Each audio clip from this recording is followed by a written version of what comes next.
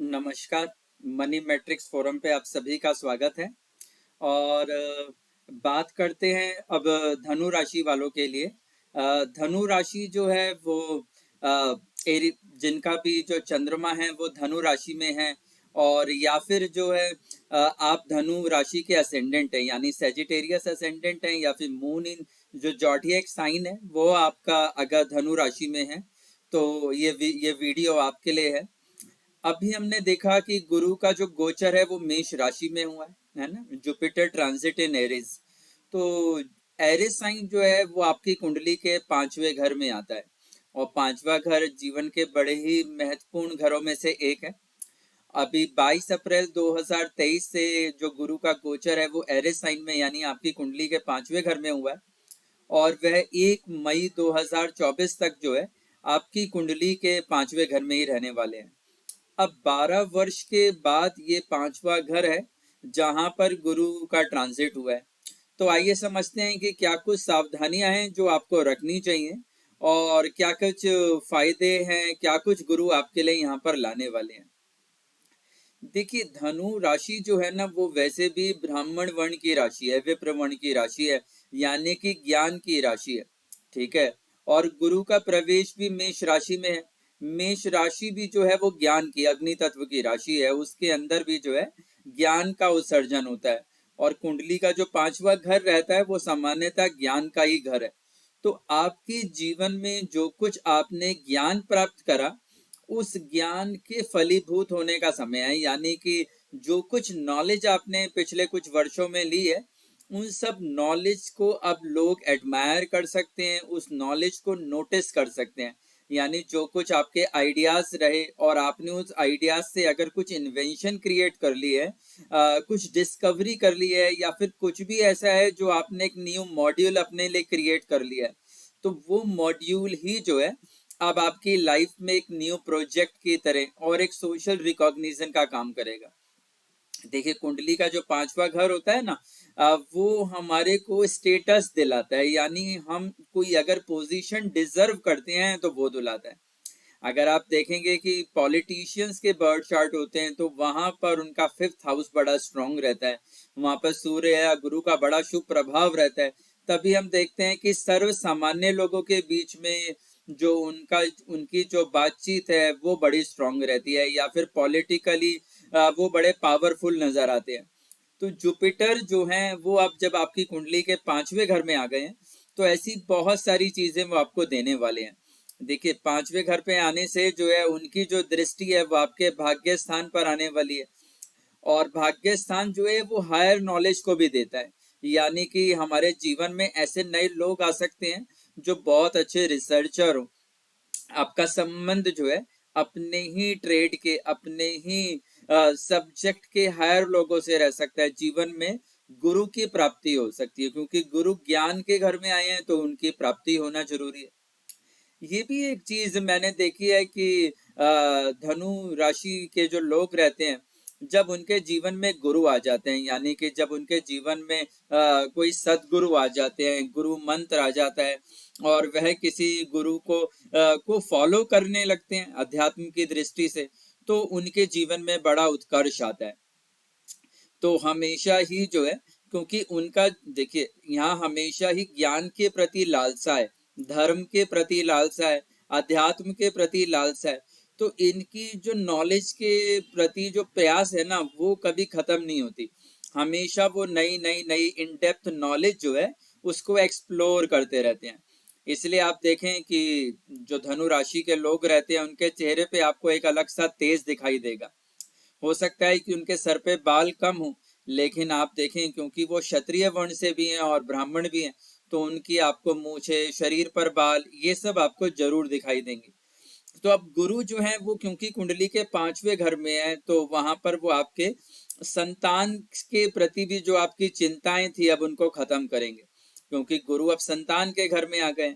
तो वो आपके संतान का भी एक मार्गदर्शन करेंगे, और जो आप अपनी संतान के प्रति जो है एक अनिश्चितता में थे कि संतान जो है उसकी शिक्षा कैसी है, उसका स्वास्थ्य कैसा है, तो वो सब चीजें जो हैं अब यहाँ पर थोड़ी इम्प्रूव होती नजर आएंगी। जो मीडिया है, एंटरटेनमेंट है, सोशल प्लेटफॉर्म है, वहां पर आपकी रिकॉग्निशन आप बढ़ेगी। आप बहुत देख, क्या चीज है कि सेजिटेरियस असेंडेंट बहुत अच्छे स्पीकर भी होते हैं, उन्हें अपनी बात कहने के लिए बड़े सारे शब्द रहते हैं उनके पास, वो अपनी बात को बहुत अच्छे से कह पाते हैं।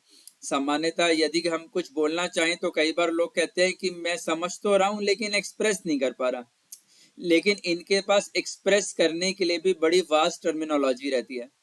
तो यहाँ पर जो, अगर आप एक मोटिवेशनल स्पीकर बनना चाहते थे, या आप किसी कंपटीशन में जाना चाहते थे, या किसी मंच से अपनी बात को रखना चाहते थे, तो ये सब समय आपका है।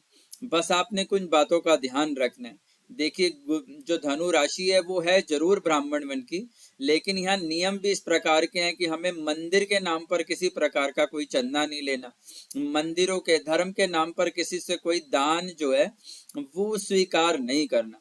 ठीक है, अगर हम किसी प्रकार के दान को स्वीकार करते हैं, किसी प्रकार के चंदे को स्वीकार करते हैं, तो फिर वो हमारी परेशानी का कारण बन जाता है।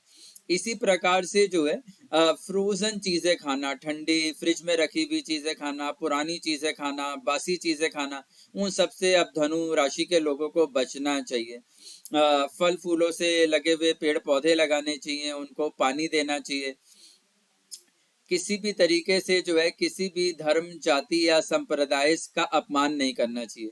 देखिए, हर संप्रदाय के अपने कोई धर्म विशेष ग्रंथ रहते हैं, उनकी पुस्तकें रहती हैं, उनके गुरु रहते हैं, उनकी विचारधारा रहती है, और वह धर्म के मानने वालों का उसमें आस्था भी रहती है।